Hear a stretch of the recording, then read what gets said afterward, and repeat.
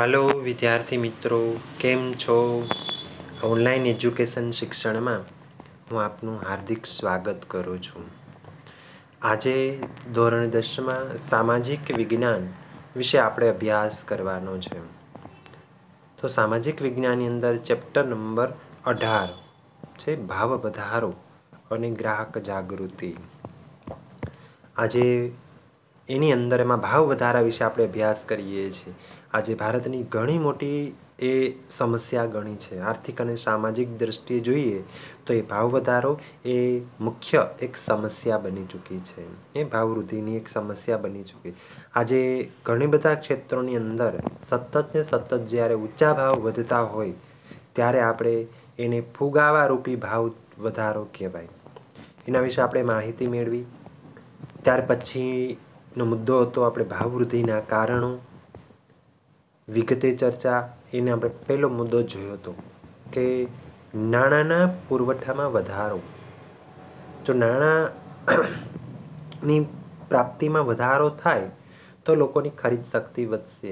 તેની સામે ખરીદ શક્તિ વધે છે, તેની સામે આપણે પુરવઠો વધતો નથી, એટલે એ એક ભાવ વૃદ્ધિનું એક કારણ ગણી શકાય। એટલે સમાજમાં આપણી બજારની અંદર આ અસમતુલા સર્જાય છે।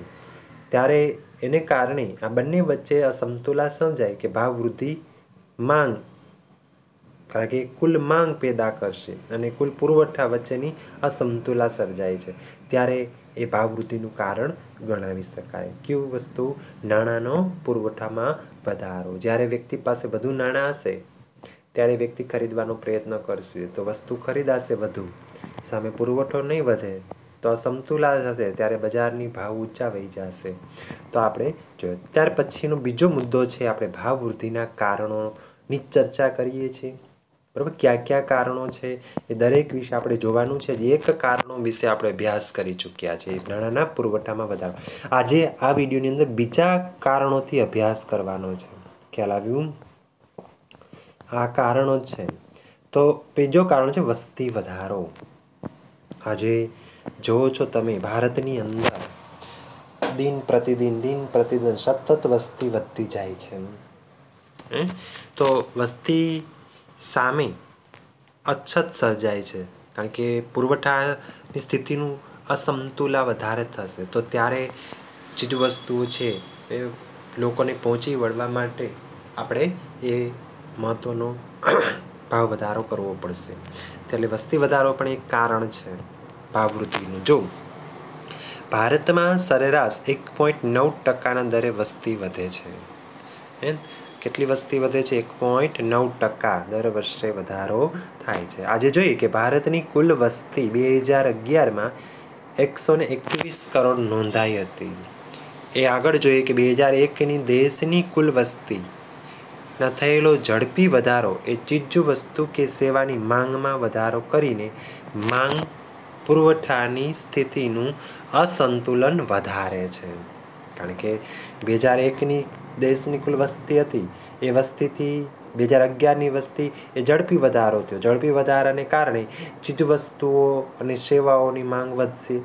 એ માંગ વધતા આજે પુરવઠાની સ્થિતિ કેવી બનશે? અસમતુલન બનશે। ત્યારે આ અસમતુલન બને, વસ્તુની અછત સર્જાશે, ત્યારે ભાવ વધારો જન્મે છે। આપણે કહીએ વસ્તી વૃદ્ધિનું કારણ એ એક છે। ભારતમાં થતા ઝડપી વસ્તી વધારાને લીધે આજે ચીજવસ્તુ અને સેવાની માંગમાં ઉત્તરોત્તર દિવસેના દિવસે વધારો થાય છે, જેથી માંગ અને પુરવઠા વચ્ચે એ અસમતુલા સર્જાતા ભાવ વૃદ્ધિ થાય છે। કારણ કે માંગ વધુ થશે ને પુરવઠો ઓછો રહેશે, બંને વચ્ચે સમતુલા રહેતી નથી। જો સમતુલા હશે ત્યાં સુધી ભાવ સ્થિર રહેશે, પણ અસમતુલા સર્જાય બંને વચ્ચે ત્યારે ભાવ વૃદ્ધિનું કારણ છે વસ્તી વધારો। આજે કહીએ છીએ આપણે કે સમાજના અમુક વર્ગની આવકમાં વધારો થતાં અમુક પ્રકારની જે ચીજવસ્તુઓ હોય કે સેવાની માંગમાં મોટો વધારો થાય છે, કારણ કે અમુક વર્ગ હાઈફાઈ જિંદગી જીવશે, કારણ કે એની પાસે આવક છે, તેની સામે ચીજવસ્તુ અને સેવાની જરૂરિયાત પુરવઠો ઉપલબ્ધ હોતો નથી. આપણે કહીએ ને એટલા માટે બીજા લોકોની ચીજવસ્તુઓ કે પુરવઠા પ્રાપ્ત થતા નથી. તેથી ચીજવસ્તુઓ અને સેવાની અછત સર્જાશે. આ અછત સર્જાય ત્યારે ભાવ વૃદ્ધિ થાય. તો વસ્તી વધારો એ એક કારણ ગણી શકાય. શેના માટેનું? ભાવ વૃદ્ધિ માટેનું. ત્યાર પછી ત્રીજું કારણ છે નિકાસમાં વધારો. જે વિદેશી માલ આપણે આપણા દેશમાંથી બીજા દેશમાં માલ મોકલીએ છીએ, આપણા દેશમાં ઘટ હોય ને બીજી મોકલી દઈએ, નિકાસમાં વધે તોય પણ ભાવ વધી જવાનો છે. વિદેશી બજારમાં દેશની પેદાશોની માંગમાં વધારો થવાને લીધે સરકાર દ્વારા નિકાસ વધારવાના પ્રોત્સાહક પગલાંને કારણે નિકાસની ચીજવસ્તુની સ્થાનિક કે આંતરિક બજારમાં ઉપલબ્ધતા ઘટે છે અથવા અછત સર્જાય છે. આપણે એમ કહીએ શું સર્જાણી? અછત સર્જાશે. તેથી માંગ સામે પુરવઠો ટૂંકો પડતા ભાવમાં વધારો થાય. સ્વાભાવિક વાત છે. આજે કહીએ આપણે કે જોઈએ વિદેશોના બજારોમાં આપણા દેશના ઉત્પાદકોની માંગ વધારે હોય, જે કંઈ ચીજ વસ્તુ કે સેવા બનાવે છે આપણા દેશની અંદર, એ વિદેશમાં માંગ લાવો જ હોય. તો ત્યારે એ સરકાર છે તેની નિકાસ વધારવા એવા પગલાં લેતી હોય છે, પ્રોત્સાહક પગલાં ભરે છે કે જેથી કરીને વિદેશી ચલણ આપણા દેશમાં આવે તો આપણા દેશનો ઝડપી વિકાસ થાય. પણ તેની સામે એક મુખ્ય કારણ છે ભાવ વૃદ્ધિનું. જો વિદેશની અંદર આપણા પેદાશની માંગ હશે ઉત્પાદકોની, તો સરકાર આ તરફ પગલાં ભરશે વિદેશ મોકલવાને, તો તેને પરિણામે આપણે જે નિકાસી ચીજવસ્તુઓ છે એ નિકાસી ચીજવસ્તુઓ દેશમાં અછત સર્જાશે છે. અને આ સ્થિતિમાં એ માંગ સામે પુરવઠામાં ઘટાડો થતાં એ ભાવ વૃદ્ધિનું કારણ ગણાવી શકાય. ખ્યાલ આવ્યું? તો એ ત્રીજું પણ એ છે કારણ ભાવ વૃદ્ધિનું કે નિકાસમાં વધારો. સમજાણું વિદ્યાર્થી મિત્રો? તો આ રીતે નિકાસની અંદર વધારો એ પણ એક ભાવ વૃદ્ધિનું મુખ્ય કારણ ગણાવી શકાય. તો આ ભાવ વૃદ્ધિનું આ ત્રીજું કારણ હતું, નિકાસમાં વધારો. ત્યાર પછીનો મુદ્દો છે આપણો ચોથો છે કાચા માલની ઊંચી કિંમતે પ્રાપ્તિ. ત્યારે પણ ભાવ વૃદ્ધિ થતી જોવા મળે છે. આપણે જોઈએ છીએ કે કાચા માલની અછત વર્તાય અને તેની કિંમત વધે, તેથી વસ્તુનું ઉત્પાદન ખર્ચ પણ વધશે. અંતે તે વસ્તુની કિંમત વધે છે. બીજી બાજુ ઉત્પાદન વસ્તુ ગ્રાહકો એ કામદારો કે પ્રજા છે તેઓ ખરીદ શક્તિ ઘટતા વેતન વધારાની માંગણી કરે છે અને તે સંતોષવામાં આવતા ફરીથી વસ્તુના ઉત્પાદન ખર્ચમાં વધારો થાય જે ફરી ભાવવૃદ્ધિનું પરિણમે છે. આમ ભાવવૃદ્ધિનું વિષચક્ર ચાલ્યા જ કરે છે. આજે તમે કહીએ છીએ કે કાચા માલ, આપણે કોઈ પણ ચીજ વસ્તુ તૈયાર કરતા પહેલાં આપણે કાચા માલની પ્રાપ્તિ કરવી પડે કે ખૂબ જ જરૂરી છે. કારણ કે કાચા માલથી જ આપણે તૈયાર માલ કરીએ છીએ. તો તમે જેટલું ઊંચો કાચા માલ પ્રાપ્ત કરશો ઊંચી કિંમતે, એટલી તમારી પેદાશની કિંમત છે એ વધુ જશે, ભાવ વૃદ્ધિ થતી જોવા મળશે. આપણે કહીએ કે ચીજ વસ્તુના કાચા માલની કિંમત વધે ત્યારે ઉત્પાદન ખર્ચ વધશે, તેનાથી ચીજ વસ્તુની કિંમતમાં પણ શું થશે? વધારો થશે. સ્વાભાવિક. તેથી ભાવ વૃદ્ધિનું મુખ્ય કારણ ગણી શકાય કાચા માલની ઊંચી કિંમતે. એમ જ ને આધારે તમે એમ પણ કહી શકીએ કે ચીજવસ્તુના ભાવ વધારો વેતન વધારાની માંગણી ઊભી કરે છે અને તે સંતોષવામાં આવે ત્યારે ચીજવસ્તુના ઉત્પાદન ખર્ચમાં વધારો થાય છે અને ફરીથી ભાવ વૃદ્ધિના પરિણામે છે. આમ ભાવ વૃદ્ધિનું ચક્ર એ સતત ચાલ્યા જ કરે છે. કારણ કે કર્મચારીઓ છે, આપણે કીધું વેતન વધારાની માંગણી કરી, તો વેતનનો ખર્ચ પણ કેમાં જશે? ઉત્પાદનમાં જ જશે. કારણ કે આપણે કર્મચારીને જે ઉત્પાદન કરે છે તો એ વેતન આપીએ છીએ, એ વેતન પણ આપણે ઉત્પાદન કિંમત ઉપર ચડાવવાની હોય છે. તો એ પણ ભાવ વૃદ્ધિનું કારણ દર્શાવી શકાય. ત્યાં પછી પાંચમું છે બિન નોંધાયેલ નાણાંનું ચલણ. આપણે જેને કાળું નાણું કહીએ. કેવું નાણું? કાળા નાણાં તરીકે આપણે એને ઓળખીએ. સમજાય છે? જે ચોપડે નોંધાયેલી નથી. ખ્યાલ આવ્યું? આપણે કહીએ ને આવી રીતે 2 માર્કમાં તમને પૂછાય આ મુદ્દો કે કાળું નાણું ભાવ વધારાનું એક કારણ છે, સમજાવવું. આજે ઘણી વખત તમે કહી કે ને કાળું નાણું પહેલાં કહેવાય. આપણે તો એ જોઈએ કે હિસાબી ચોપડે નહીં નોંધાયેલી અને જેના પર કરવેરા ચૂકવ્યો નથી તેવી બિનહિસાબી આવકને કાળું નાણું કહેવાય. કારણ કે કોઈ હિસાબે લખેલી નથી. ખ્યાલ આવ્યું? જોઈએ સરકારને ચૂકવવા પાત્ર થતા કરવેરામાંથી બચવા કેટલાક આર્થિક વ્યવહારોને હિસાબી ચોપડે નોંધવામાં આવતા નથી. શા માટે? આપણે જો હિસાબી નોંધશું તો આપણે કરવેરા ભરવા પડશે સરકારને, તો કરવેરા ઓછો ભરવો પડે, કરવેરા ન ભરવા પડે એ માટે એકમોવાળા ધંધાકીય ઉત્પાદકોવાળાએ કેટલીક વખત આર્થિક વ્યવહાર છે એ ચોપડે લખતા નથી. તો કેટલાક લોકો પોતાની ઊંચી આવક કે વધારાની આવક છુપાવે છે. બરાબર, આજે કઈ છે કાળું નાણું છે, કેટલીક વાર છે એ ઘણી વખત એ પોતાની આવક આવી છે એ છુપાવતા હોય છે કે આટલું આવક છે એ બતાવી નથી, એના કરતાં ઓછી આવક બતાવવી જોઈએ. ખ્યાલ આવ્યું? તો આવક છુપાવે છે. આમ હિસાબી ચોપડે નહીં નોંધાયેલી અને જેના પર કરવેરા ચૂકવ્યો નથી તેવી બિનહિસાબી આવકને આપણે કાળું નાણું કહેવાય. સમજાણું? કાળું નાણું એટલે શું?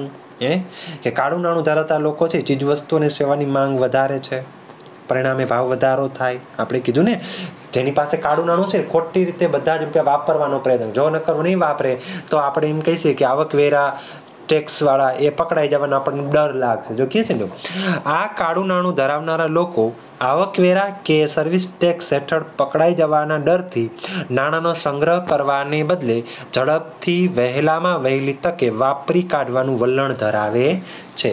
શું કામ વલણ ધરાવે? કે આપણે ખોટે ખોટી ચીજ વસ્તુઓ લઈ લ્યો, આપણે વાપરી નાખો કાઢું. જેથી કરીને આવા લોકો છે બજારની અંદર એ પણ એક ભાવ વૃદ્ધિનું કારણ છે.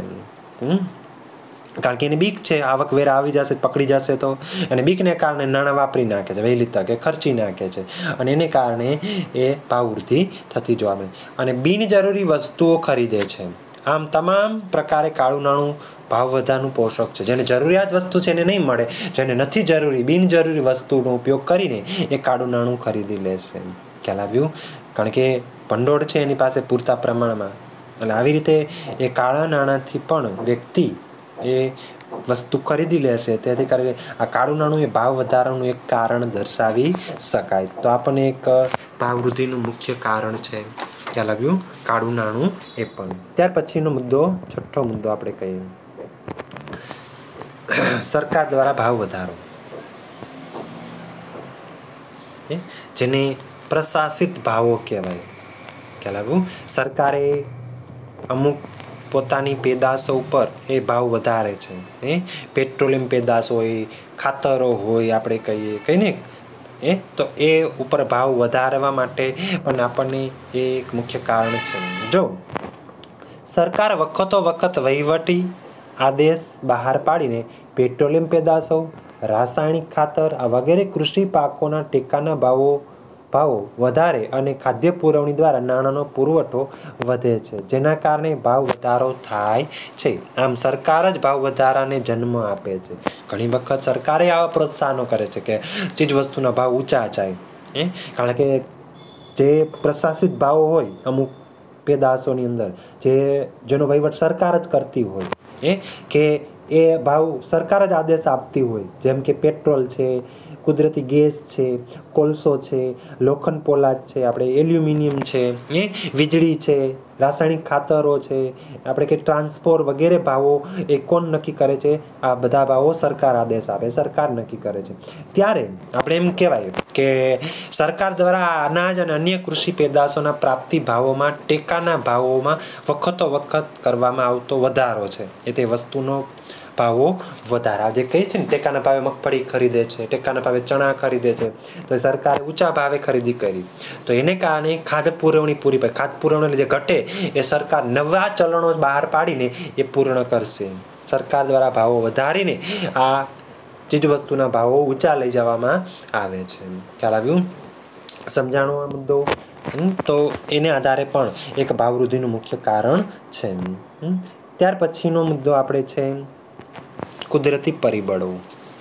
આજે ઘણા બધા પરિબળો છે કુદરતી, અતિવૃષ્ટિ, ભૂકંપ, રોગચાળો, આ બધી બાબતોને ધ્યાનમાં રાખીને ચીજવસ્તુની માંગમાં શું સર્જાશે? અછત સર્જાશે.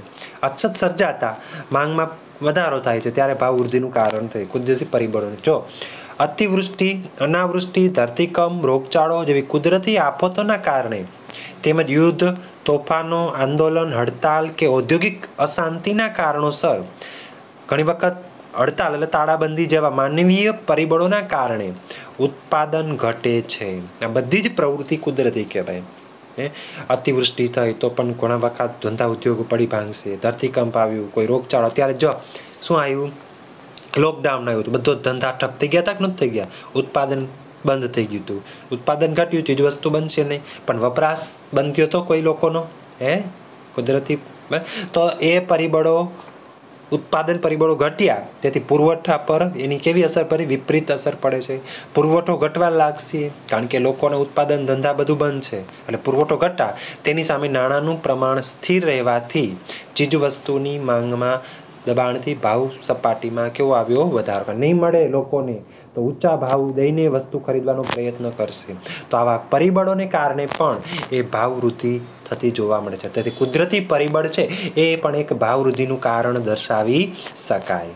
ખ્યાલ આવ્યો વિદ્યાર્થી મિત્રો? આજે ઘણા બધા કુદરતી પરિબળો આપણે બધું જોઈ ગયું. આ બધી બાબતોથી આ ઉત્પાદનમાં ઘટાડો થશે, તેની અછત સર્જાશે આપણે. તેથી માંગ પ્રમાણ પુરવઠામાં ઘટાડો થતાં ભાવ વૃદ્ધિ થતી જોવા મળે. તો આ પણ એક કારણ છે. ત્યાર પછીનું 8મું કારણ અને છેલ્લું કારણ, દાણચોરી, સંગ્રહખોરી અને કાળા બજાર. આ ત્રણેય પરિબળો મુખ્ય છે. આપણે કહીએ ને, દાણચોરી, સંગ્રહખોરી અને કાળા બજાર. કેટલીક વખત આયાત જકાતના ઊંચા દરોને કારણે તેમજ અમુક ચીજોની આયાતો પર નિયંત્રણ કે નિકાસના પ્રતિબંધના લીધે જકાત ચોરી કરવાના ઈરાદે ચોરી છુપીથી કરવેરા નહીં ભરીને વિદેશી માલ સામાન દેશમાં ઠલવાય છે. તેને દાણચોરી કહેવાય. આપણે દાણચોરી, બરાબર, ઘણી વખત આપણે બારોબારથી માલ લેવા હોય, જેનો ટેક્સ ન ભર્યો હોય, જકાત ન ભરી હોય, તો જો જકાત ભરશો તો આપણે એ કાયદેસરનું બિલ જોશે, બરાબર. આ દાણચોરીનો માલ છે આપણે આયાત કરવો બીજી દેશોમાંથી, તો આ જકાત ચોરી કહેવાય ને.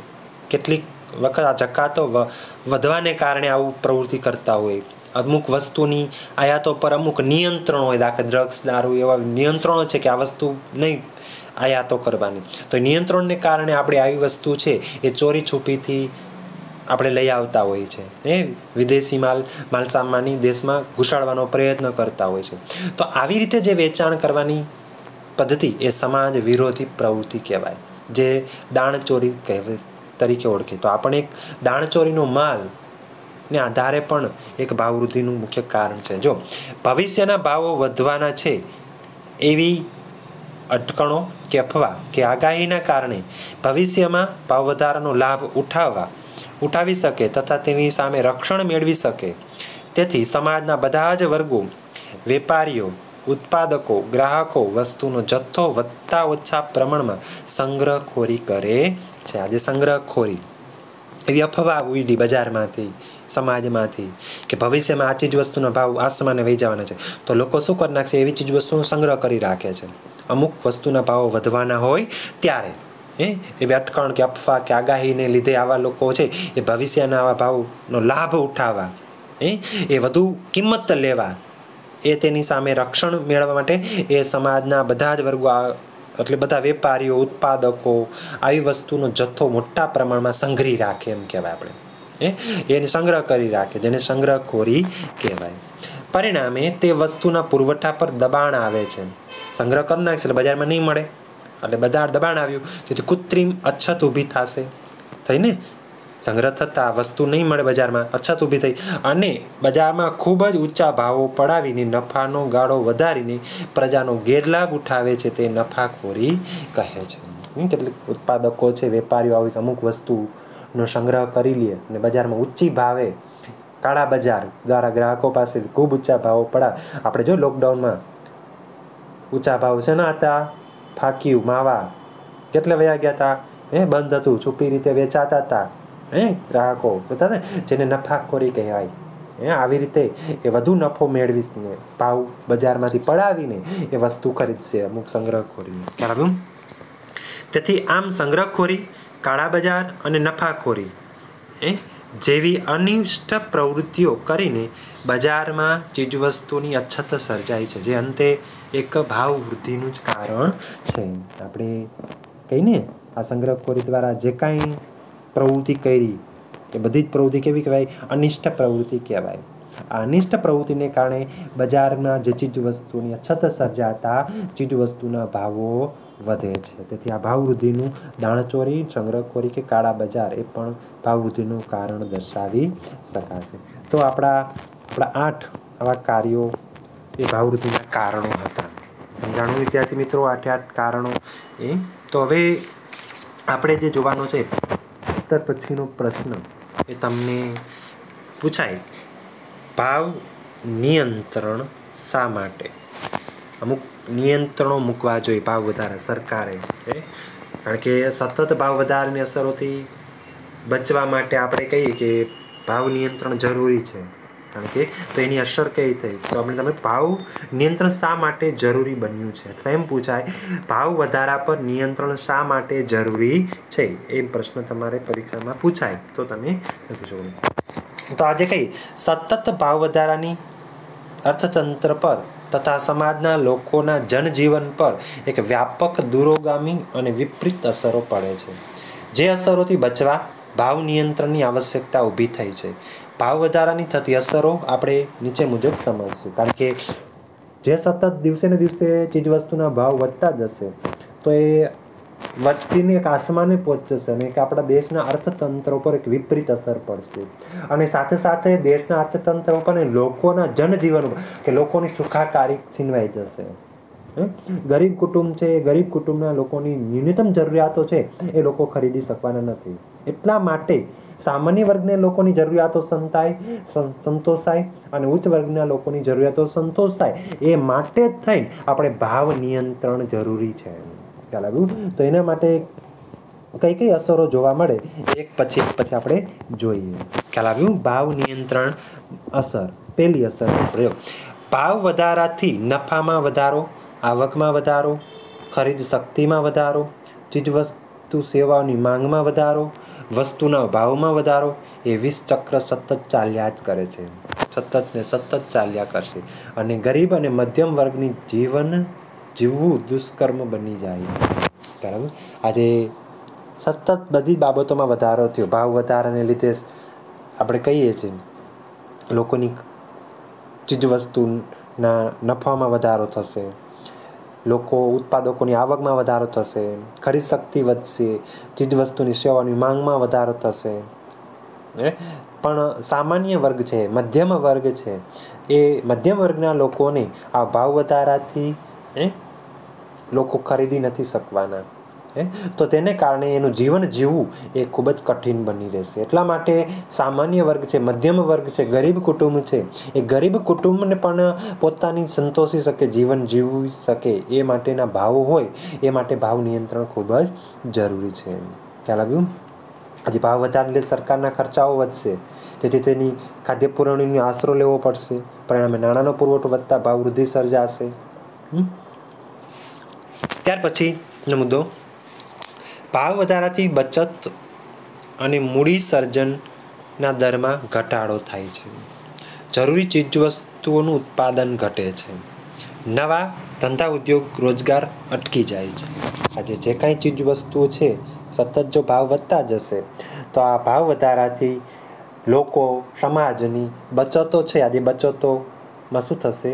દરમાં ઘટાડો. આજે કોઈ લોકોની 5,000 આવક હોય તો લોકોની 4,000 ખર્ચ વયો જતો હોય અને જો ભાવ વધે તો એને વર્ષે આપણે કહીએ પહેલાં 5,000 આવક હતી ને 4,000 ખર્ચ થતો, 1,000 એની બચત થતી હતી માસિક.